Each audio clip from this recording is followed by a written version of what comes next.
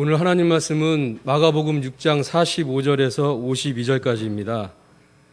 예수께서 즉시 제자들을 재촉하사 자기가 무리를 보내는 동안에 배 타고 앞서 건너편 베데사로 가게 하시고 무리를 작별하신 후에 기도하러 산으로 가시니라. 저물어 배는 바다 가운데 있고 예수께서는 홀로 물에 계시다가 바람이 거스름으로 제자들이 힘겹게 노젓는 것을 보시고 밤 사경쯤에 바다 위로 걸어서 그들에게 오사 지나가려고 하시매 제자들이 그가 바다 위로 걸어오심을 보고 유령인가 하여 소리 지르니 그들이 다 예수를 보고 놀람이라. 이에 예수께서 곧 그들에게 말씀하여 이르시되 안심하라 내니 두려워하지 말라 하시고 배에 올라 그들에게 가시니 바람이 그치는지라. 제자들이 마음에 심히 놀라니 이는 그들이 그 떡 떼시던 일을 깨닫지 못하고 도리어 그 마음이 둔하여졌음이로라. 아멘. 성도 여러분들을 너무너무도 사랑하시는 우리 아버지 하나님께서 이 모든 기도의 제목들을 다 기억하시고 꼭 들어서 응답해 주시며 응답의 열매로 풍성하게 성도 여러분의 삶의 자리에 채워주시기를 간절히 축복합니다. 성도 여러분, 오늘 우리 11월 들어서 두 번째로 맞이하는 주일 아침입니다. 이제 가을이 깊어져 가고 있습니다. 우리들도 이제 추운 겨울을 준비하는 모습으로 신앙생활 더욱 힘써야 할 때입니다.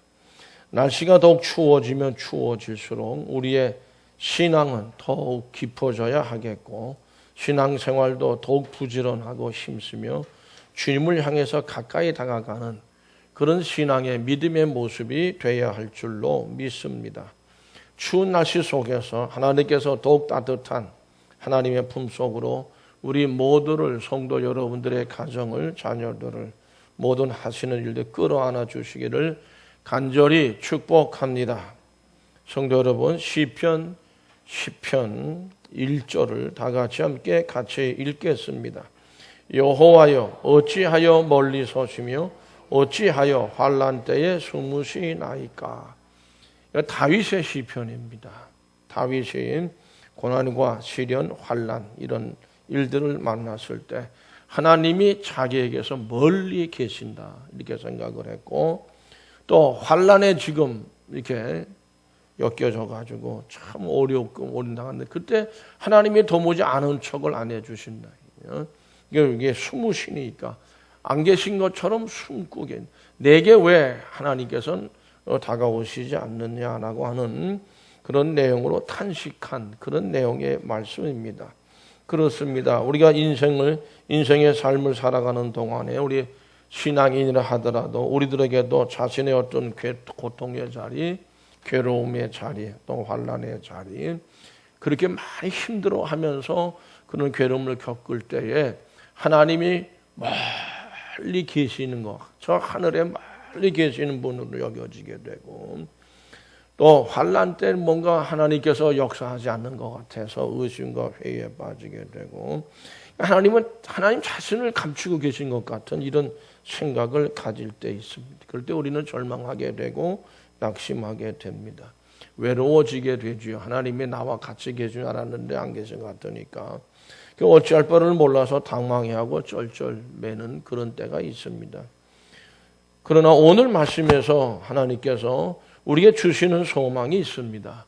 우리가 사랑하는 주님은 우리가 괴로움을 당하고 있을 때 그냥 무심하게 보고 계시기만 하는 분이 아니고 우리의 괴로움을 지켜보시면서 면밀히 살피시고 끝내는 그 우리가 겪고 있는 괴로움의 그 현장으로 따라서 하실까요? 찾아오시는 주님, 찾아오시는 예수님, 그 예수님으로 오늘 말씀에서는 나타나고 있습니다.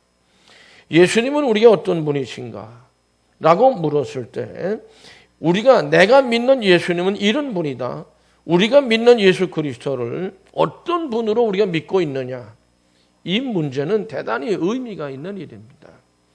마가복음 6장 48절 말씀 같이 읽어보실까요? 바람이 거스름으로 제자들이 힘겹게 노젓는 것을 보시고 밤 4경쯤에 바다 위로 걸어서 그들에게 오사 지나가려고 하시매. 아멘. 제자들이 배를 타고 노를 저으면서 갈릴리 바다를 건너갑니다. 반대편으로. 예수님과 함께 있던 곳에서 배를 타고 이제 밤이에요. 이제 건너가는데 건너가고 예수님은 산으로 가셔서 홀로 기도하고 계셨습니다. 근데 예수님께 기도하시다가 뭘 보셨는지 잘 모르겠는데 어쨌든 그 이 제자들을 이제 아마 이게 뭐 배를 타고 잘 가고 있나 뭐 이렇게 보신 거 아니겠습니까? 근데 그들이 노젓는 모습이 아마 눈에 보이셨나 봐요. 그러니까 그들의 모습이 예전의 모습 같지 않아요. 무척 괴로워 보였다는 거죠. 엄청나게 괴로운 모습으로 저들이 노를 젓고 있는 것을 보시게 됐다는 거죠. 아마도 계속해서 보고 계셨는지도 모르죠. 모습이 아주 괴로웠던 것은 배가 이게 진행을 하는데 바람이 반대편에서 불어오고 있었어요. 그러니까는 배가 제대로 잘 나가지 않게 되고 배가 나가는데 바람이 부니까 그 바람이 아마 좀 바람이 세기가 좀 셌던 것 같죠. 그러니까는 이게 물결이 치기 시작하고 큰 파도로 바뀌고 이런 모습이 됐습니다. 그로 인해서 결국 물결이 거칠어지고 파도가 일렁이고 그렇게 됐어요. 또 때가 밤 4경이라고 되어 있는데 성경에서 4경이라고 하는 시간은 새벽 3시에서 6시 사이입니다. 그러니까 새벽도 아주 깊은 때예요. 아주 깊은 때. 어쨌든지 때가 한밤중이었고 배는 지금 바다 한가운데 있고 거스르는 바람으로 인해서 배가 앞으로 나가지 못하고 물결은 자꾸 거칠어지고 파도가 치고 뭐 조금 더 과장해서 얘기하면 배가 뒤집어질 수도 있는 이런 위기에 빠져 들어갑니다. 그러면 생명까지도 위협을 받게 되는 것이죠. 근데 그럼에도 불구하고 노를 그냥 괴롭게 있는 힘을 다해서 쪄가는데도 바람은 잠잘 줄 모르고 더 거세고 야 이러다가 우리가 여기서 이제 바다에 빠져 죽는 거 아닌가 뭐 그런 상황이 됐습니다. 그러므로 저들은 노를 젓는 것이 너무 괴로웠어요. 그런 상황을 예수님이 지켜보신 겁니다. 더군다나 제자들의 이 괴로움이라고 하는 건 단순히 육체적인 괴로움만은 아닙니다. 아니고 거슬러 부는 바람이나 그 바람으로 인해서 아주 파도가 주는 말이죠. 뭐 그런 어떤 불안감, 두려움, 이게 정신적으로, 심적으로 오는 고통이 같이 함께 온 거예요. 야 이러다 우린 진짜 건너가지도 못하고 바다에 결국 평생을 그 바다에서 고기 잡던 어부들임에도 불구하고 아주 정신적인 어떤 고통이 함께 밀려오는 그런 괴로움을 겪고 있었습니다. 사람들은 선한 의지를 가지고 뭔가를 해보려고 하지만 그 뜻대로 이루어져 가지 않을 때에 우리 너무도 고통스러워할 때가 많습니다. 제자들이 괴로운 모습으로 노를 저었다고 하는 것은 거슬려 불어오는 바람, 그 바람을 뚫고 거친 파도를 헤치면서 바다 건너편 목적지로 가기 위해서 안간 힘을 쓰고 있는데 제대로 안 되는 거예요. 그건 더 괴로워할 수밖에 없어요. 이러한 경우에 사람들은 그래요. 야, 우리뿐이다. 선생님도 안 계시죠 지금. 저기 거의 우리 자기들 먼저 보내고 기도하고 계시니까 우리들 뿐이다 이런 생각이 들 때, 혹은 나 혼자뿐이다 이런 생각이 들 때 우리 인생들은 무척 외로워집니다. 삶에 대한 의욕을 상실하게 되고 자신감도 잃어버립니다. 나 혼자 우리끼리 뭘 할 수 있겠느냐, 이게 그러나 이게 극복해 가야 된다 이런 생각이 들 때, 그때가 밤이었고 암흑천지예요. 그와 같이 더 어둠이 현실을 어둡게 보게 되고 두려움에 사로잡히게 됩니다. 성도 여러분, 이런 상황에서는 하나님을 잘 믿는 사람들이라고 하더라도 다급해집니다.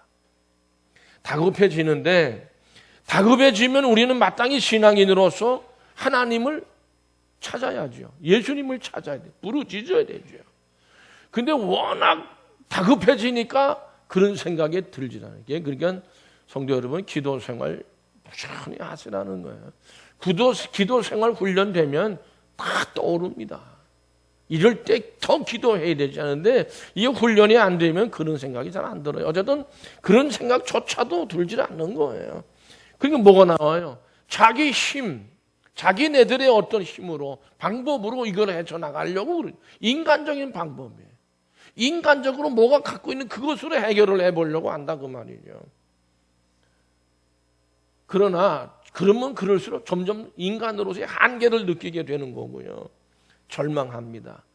믿음이 있다고 하는 것도 믿음이 다 무너져 내립니다. 예수님의 제자들은 예수님과 함께 계셨으면 좋겠다, 그런 생각도 다 잊어버렸어요. 오늘 말씀을 보면 마가복음 6장 47절 하반절에서 48절 상반절에 보면 같이 읽어봅니다.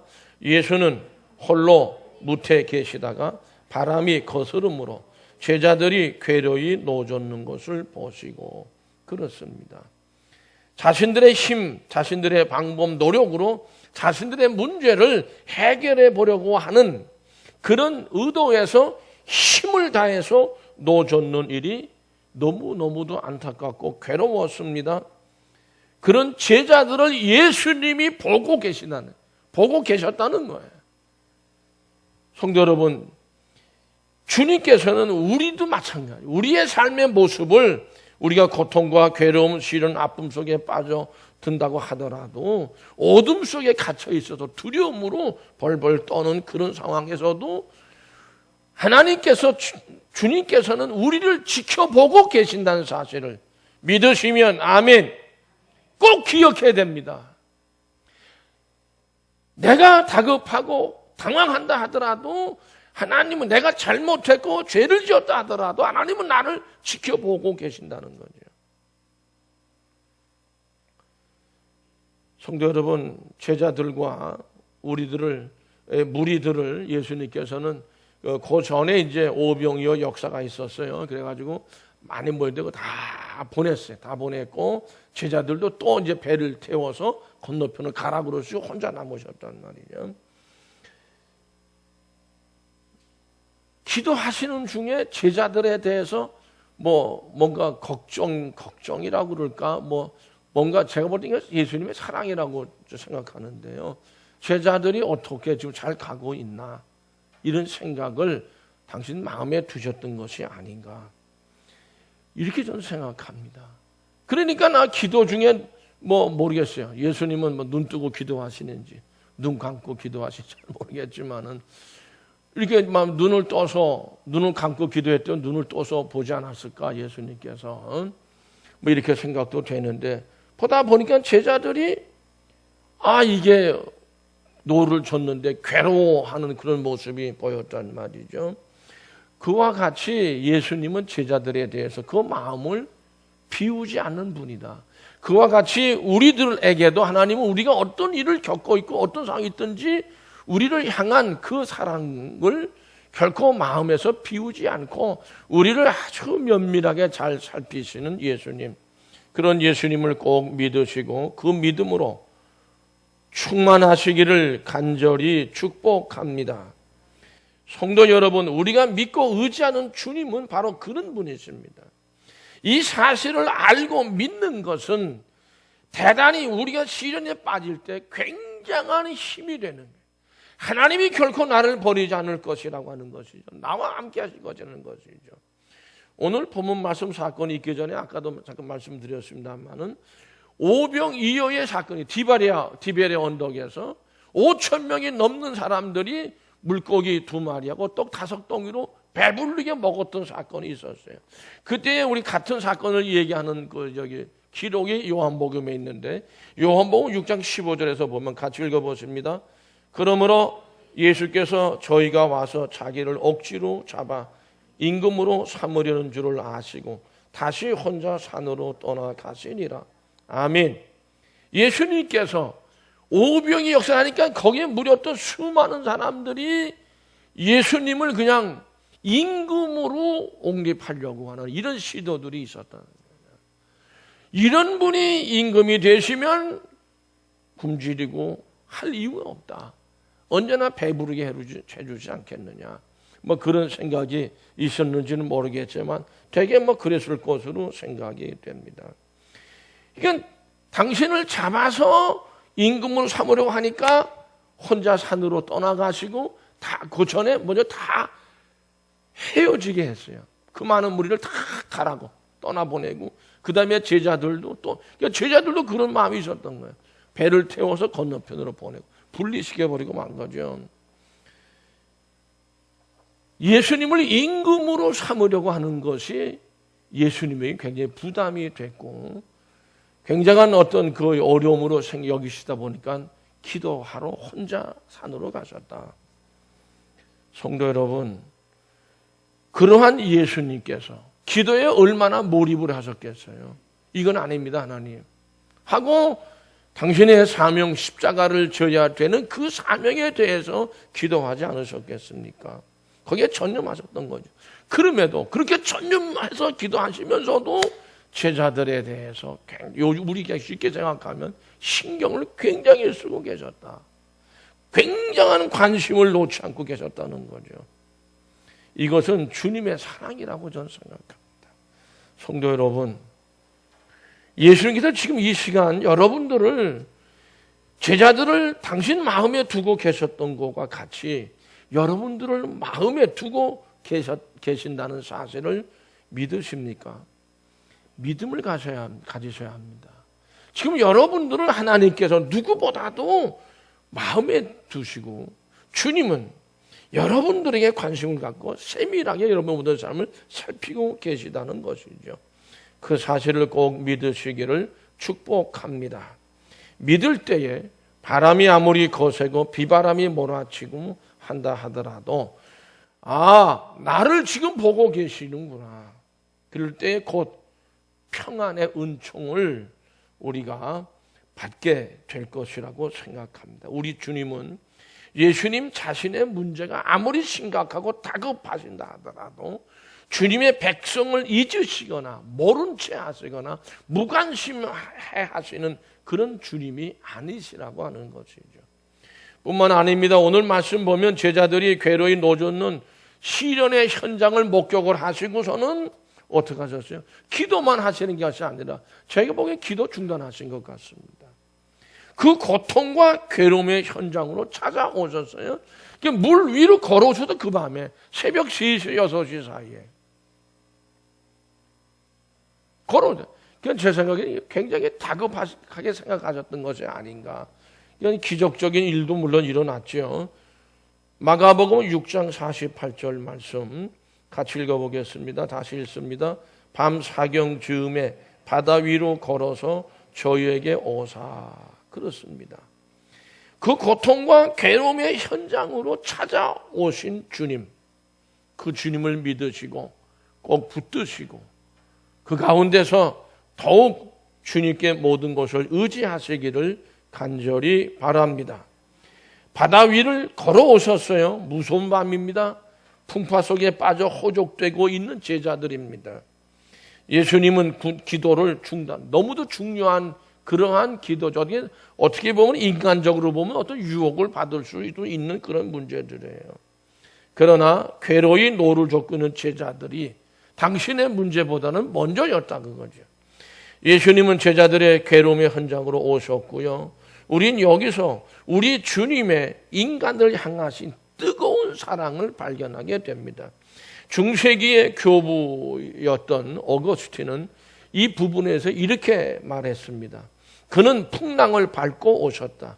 인생의 모든 소란함은 다 그의 발밑에 둘 것이니 그리스도인들이여 왜 두려워하느냐. 이게 어거스틴이 한 그런 그 해석입니다.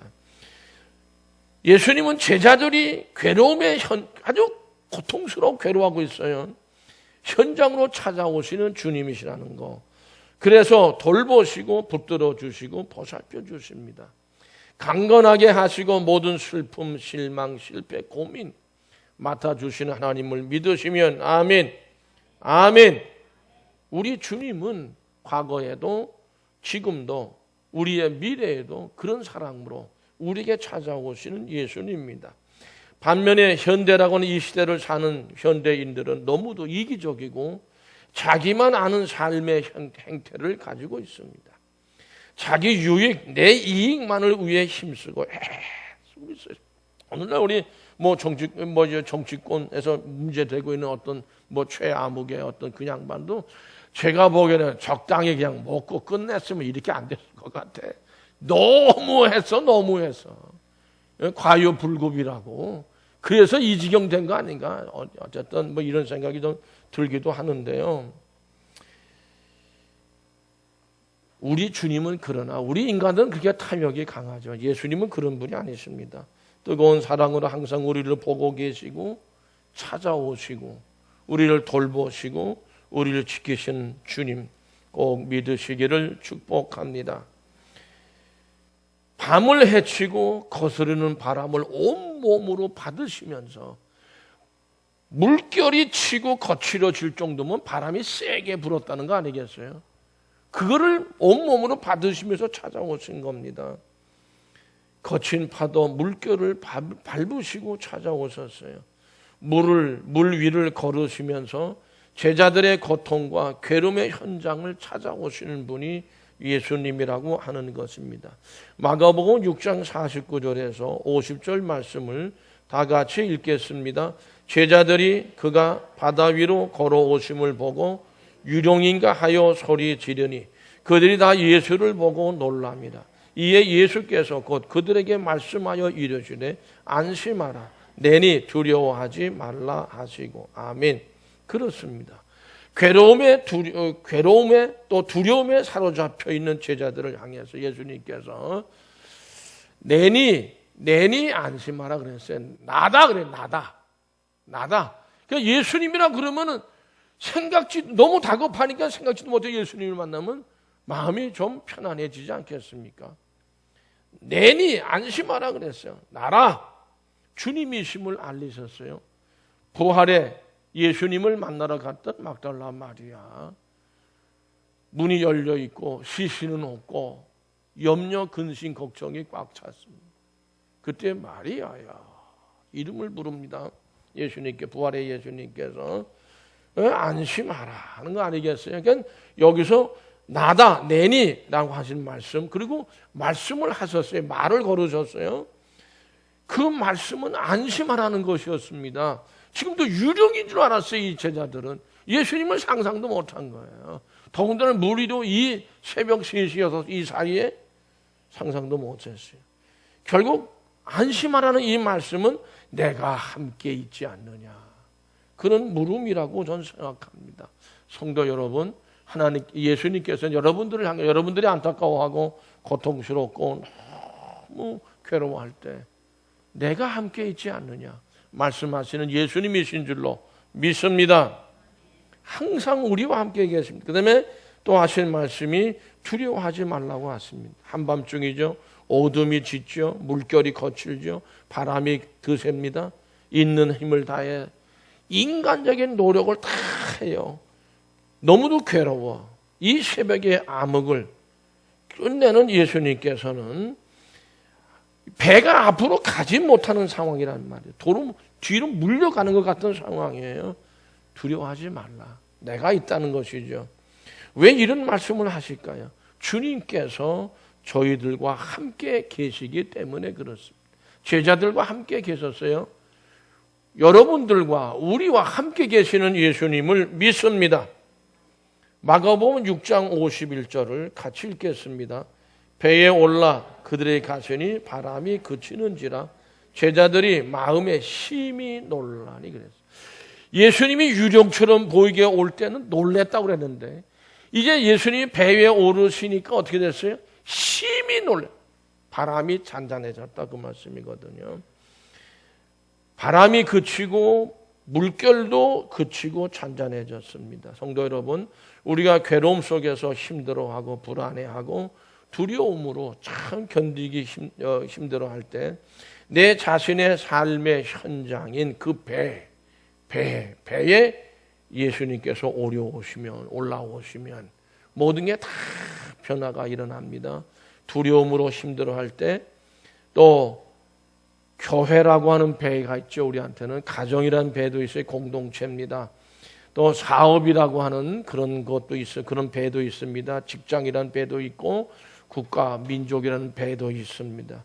거기에 주님이 찾아오실, 그 배 위에 올라오실 때 주님은 부활의 자리에서도 두려움 속에 있던 막달라 마리아에게 참 평안함을 주셨어요. 그리고 가서 전해라, 이게 갈릴리로 가라, 이게. 내가 그리로 간다. 얼마나 참 귀한 말씀이고 그 가운데 막달라 마리아는 확 얼굴이 펴진 거죠. 성경은 말씀합니다. 배에 올라 그들에게 가시니 바람이 그치는지라. 믿습니까? 믿습니까? 믿습니까? 믿으셔야 합니다. 믿음을 가져야 합니다. 믿으십시오. 제자들은 노젓는 괴로움에서 계속 저어야 하는 고통 속에서 평안을, 참 평안을 얻은 것입니다. 마태복음 28장 19절에서 같이 읽어보실까요? 볼지어다 세상 끝날까지 내가 너희와 항상 함께 있으리라. 믿으시면 아멘. 창세기 15장 1절 말씀을 같이 읽습니다. 아브라함이 두려워하지 말라. 나는 네 방패요 너희의 지극히 큰 상급이니라. 믿으시면 아멘. 시편 17편 8절 말씀을 같이 읽습니다. 나를 눈동자같이 지키시고 나의 날개 그늘 아래 감추사. 믿으시면 아멘. 이런 모든 말씀은 성경 안에 너무너무도 많이 기록되어져 있습니다. 예수님은, 하나님은 자기 백성을 원수들에게서 지키시는 하나님 주님이시요, 보호하시며 구원하시는 예수님이시고 하나님이시라는 말씀입니다. 그러므로 주님의 백성들은 어떤 경우라도 두려워하거나 무서워하지 말고 오직 우리를 찾아오시는 주님만을 의지하고 신뢰하며 그 믿음으로 그 손을 붙들어야 할 줄로 믿습니다.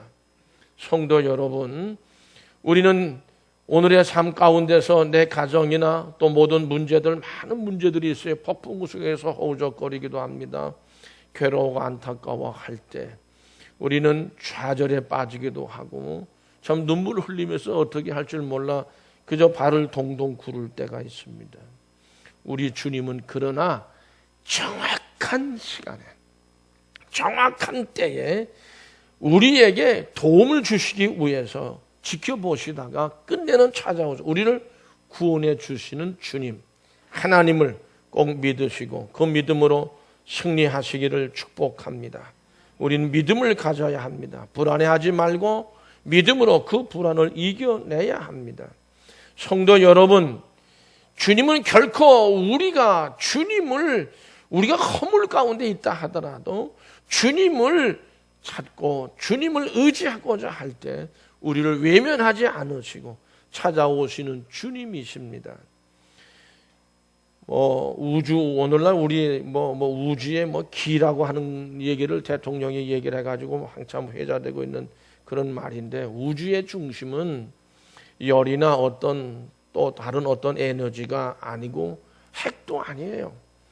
인격적인 사랑의 하나님이 우주의 중심인 줄로 믿습니다. 내니 두려워하지 말라, 안심하라 말씀하시는 주님의 음성이 이 우주의 키라고 하는 말씀이죠. 이 말씀을 믿고 의지하는 믿음이야말로 우리 인간의 삶을 지탱시키고 존속시키고 보호하는 유일한 길입니다. 성도 여러분, 우리 주님께서 우리의 삶의 현장으로 찾아오셔서 배에 오르실 때 우리의 삶의 현장은 변화되기 시작합니다. 마가복음 6장 51절 말씀 같이 읽어보실까요? 배에 올라 그들에게 가시니 바람이 그치는지라. 제자들이 마음에 심히 놀라니. 그렇습니다. 성도 여러분, 예수 그리스도께서 계신 곳에는 풍파가 잔잔해집니다. 소란이 사라집니다. 평화가 찾아옵니다. 할 수 없다던 일들이 이루어집니다. 견딜 수 없던 일들이 견딜 수 있게 되는 것입니다. 실패하고 깨어진 모든 것이 회복되어지고 치유되어지고 새 희망으로 가득 차게 된다고 하는 확신의 말씀입니다. 저는 한 가지 이야기를 더 하고 오늘 말씀을 마치려고 합니다. 문학평론가고요. 이대 교수도 지내셨고 현재 영인문학관 관장이고 하신 분인데 강인숙이라는 분이 계십니다. 이렇게 하면 여러분들이 잘 모르십니다. 우리나라의 지성의 상징으로 합리적 지성이라고 하는 이어령 옛날에 문화부 장관 했던 분의 부인 되는 분입니다. 이민아라고 하는 그런 그 목사에 대한 이야기 이름을 기억하십니까? 이민아, 이어령 씨하고 이 강인숙 그 영인문학관 관장 사이에 태어난 딸입니다. 2011년도에 결국 이제 위암으로 먼저 하나님 나라로 가신 분인데 그 어머니가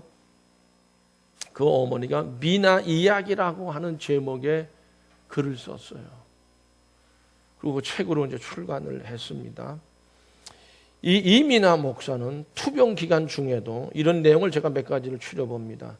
땅 끝의 아이들, 땅에서 하늘처럼, 하늘의 신부 이런 등에서 세 권의 신앙 간증서를 펴낼 정도로 헌신적인 신앙이었다. 그 어머니의 얘기예요. 당대 한국 사회에서 합리적 지성의 상징이었던 이어령 전 장관이 이 목사 때문에 기독교에 귀한 것은 유명한 일화다. 그렇죠. 그분이 세례까지 다 받았습니다. 이 목사는 김한길 전 새정치민주연합 공동대표의 첫 아내이기도 하다. 강인숙 관장은 이렇게 얘기합니다. 이민아 목사에 대해서 그는 변호사도 검사도 목사도 아니고 그냥 내 딸, 자기 딸이다.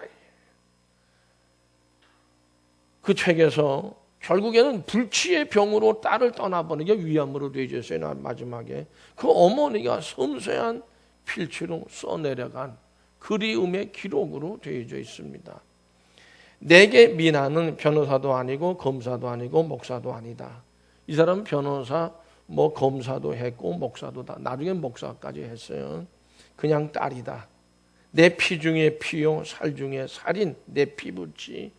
쉰이 돼도, 그러니까 50살이 돼도, 예순이 돼도 내가 사랑해 주어야 할 하나밖에 없는 딸이다. 내가 그리워하는 것은 그것이다. 몸을 가지고 살아있던 미나, 복스럽게 음식을 먹던 미나, 탄력 있는 목소리로 나를 부르던 미나, 따뜻한 손으로 내 아픈 곳을 쓰다듬어 주던 미나. 이 미나 목사는 남이 잘하는 것은 잘못하고 남이 잘못하는 것을 잘하는 이상한 아이였다. 추상적이고 논리적인 사고에 탁월했다. 미국에서 혼자 아이를 기르면서도 휴학 없이 법대를 졸업하고 변호사로 일하다 하늘의 별따기라는 미국 검사가 되었다. 반면 현실적이고 실용적인 일에는 서툴렀다. 이 사람이 제가 이제 쭉 읽어본 거로 봐서는 검사가 된 목적이 뭐냐면 어렵고 힘든 사람들을 도와주기 위해서 검사가 됐다고 되어져 있어요. 이 사람은요. 어떤 실용적인 서툴렀다. 방향 감각이 둔했고 요리도 청소도 잘하지 못했다. 부모의 생일도 기억하지 못해 초여름에는 엄마인 강 관장에게 겨울에는 이 전 장관에게 생일 카드를 보내는 시기였다. 아마 이게 바꾸어서 보낸 것 같아요. 어머니 아버지의 생일을 잘 몰라가지고. 이 목사는 유복한 집안의 장녀였고 탁월한 죄원이었다. 누구나 부러워할 만한 조건을 갖췄다. 그러나 성인이 된 후 그의 삶에는 고생과 불행이 번갈아 들이닥쳤다. 2번 결혼해 4명의 아이를 두었지만 2번 모두 이혼했다. 2007년 8월에는 돌연 큰아들이 뇌수막염에 걸려 먼저 떠났다. 시력을 잃을 뻔했고 갑상선 암이 2차례 재발했다. 거의 절망적인 상태였던 시력이 갑자기 돌아오고 갑상선 암세포마저 사라지는 기적을 체험하기도 했다. 강 관장은 고비마다 이 목사를 지켜보며 애를 태웠다. 제가 이 이야기를 하려고 좀 길게 앞에 설명을 한 겁니다. 그러나 강 관장은 먼저 간 딸을 원망하는 대신에 고마움을 느낀다. 삶을 마감하는 9개월이라는 마지막 세월도 우리 옆에서 앓다가 갔다. 제가 좀 설명을 더 붙이면 이어령 그 아버지가 후회하는 것 중에 제일 큰 후회가 뭐냐면 그 아이가 자기를 필요로 할 때 내가 없었다는, 자기가 없어, 아버지가 없었다. 삶을 마감하는 9개월의 마지막 세월도 우리 옆에서 앓다가 갔다. 너무나 고마운 일이다. 만약 우리가 도울 수도 없는 미국에서 외롭게 앓다가 갔으면 얼마나 더 가슴이 아팠겠는가. 이별을 앞둔 2011년에 가장 오래 같이 있어 준 것, 한국 땅에 묻혀 내가 찾아갈 무덤이 가까이 있는 것도 고맙고, 저는 요 길에 글에서 굉장한 감동을 받습니다. 고마움을 느낀다. 고마운 일이다. 내가 찾아갈 무덤이 가까이에 있는 것도 고맙고, 모든 게 고맙고 감사. 성도 여러분, 다음 주일은 추수감사 주일로 지킵니다. 어떤 삶의 풍파와 아픔이 찾아와도 내니 두려워 말라, 안심하라. 말씀하시는 주님의 그 음성을 굳게 붙드시는 여러분들이 되시기를 축복합니다. 기도하시겠습니다. 우리 아버지요,